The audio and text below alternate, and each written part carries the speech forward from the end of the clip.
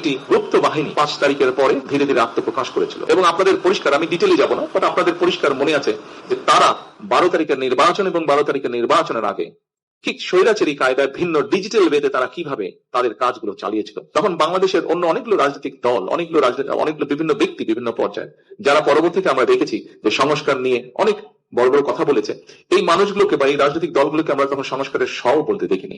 কিন্তু আজকে আমরা এই প্যান্ডেলের নিচে যারা বসে আছে একত্রে, আমরা কিন্তু তখন স্বৈরাচারের চোখ রাঙানিকে উপেক্ষা করে আমরা রাষ্ট্র সংস্কারের দফাগুলো আমরা দিয়েছিলাম। যেই দাবিটি নিয়ে আমরা সাধারণ মানুষের কাছে গিয়েছিলাম যে তাদের ভোটের অধিকার প্রতিষ্ঠিত করা, সেই অধিকার নিয়ে আমরা বিজয় অর্জন করে সেই অধিকার নিয়ে আমরা গিয়েছি মানুষের কাছে। এবং মানুষ, আজকে আমরা যারা এখানে আছি, আমাদের সকলকে বা আমাদেরকে বাংলাদেশের মানুষ তাদের রায় দিয়ে দেশ পরিচালনা করার দায়িত্ব দিয়েছেন। উপস্থিত জাতীয় নেতৃবৃন্দ এবং সহকর্মীবৃন্দ, আপনাদের নিশ্চয়ই মনে আছে যে আমরা এখানে অনেকগুলো রাজনৈতিক দল একসাথে বসে আমরা 31টি দফা উপস্থাপন করেছিলাম বাংলাদেশের মানুষের সামনে।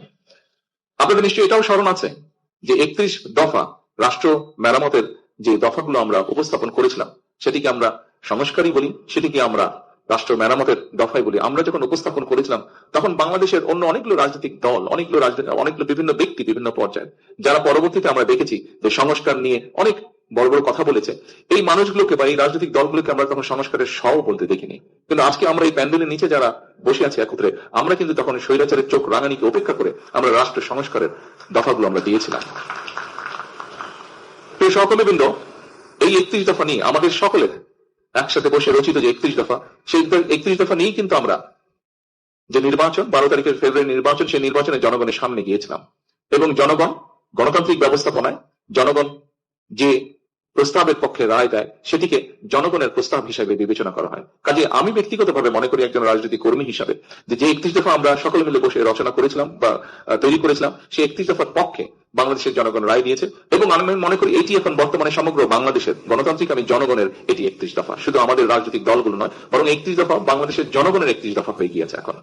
প্রিয় সহকর্মীবৃন্দ, 12 তারিখের নির্বাচনে আমরা সকলে একসাথে কাজ করেছি, আমরা 12 তারিখের নির্বাচনে সফল হয়েছি। আপনারা নিশ্চয়ই দেখেছেন 5ই আগস্ট স্বৈরাচার বিতাড়িত হয়েছিল, কিন্তু স্বৈরাচার বিতাড়িত হওয়ার পরে একটি গুপ্ত বাহিনী 5 তারিখের পরে ধীরে ধীরে আত্মপ্রকাশ করেছিল। এবং আপনাদের পরিষ্কার, আমি ডিটেলে যাব না, বাট আপনাদের পরিষ্কার মনে আছে যে তারা 12 তারিখের নির্বাচন এবং 12 তারিখের নির্বাচনের আগে ঠিক স্বৈরাচারী কায়দায় ভিন্ন ডিজিটাল ওয়েতে তারা কিভাবে তাদের কাজগুলো চালিয়েছিল, কিভাবে তারা চেষ্টা করেছিল বাংলাদেশের জনগণকে বিভ্রান্ত করার জন্য। বাট ঐতিহাসিকভাবে সত্য, বাংলাদেশের জনগণ যখনই স্বাধীনভাবে তাদের মতামত দেওয়ার সুযোগ পেয়েছে, তারা সকল সময় দেশের পক্ষে, জনগণের পক্ষে সঠিক সিদ্ধান্ত গ্রহণ করতে কখনো ভুল করেনি। এবং ঠিক 12 তারিখের নির্বাচনও তারা সেটিই করেছে।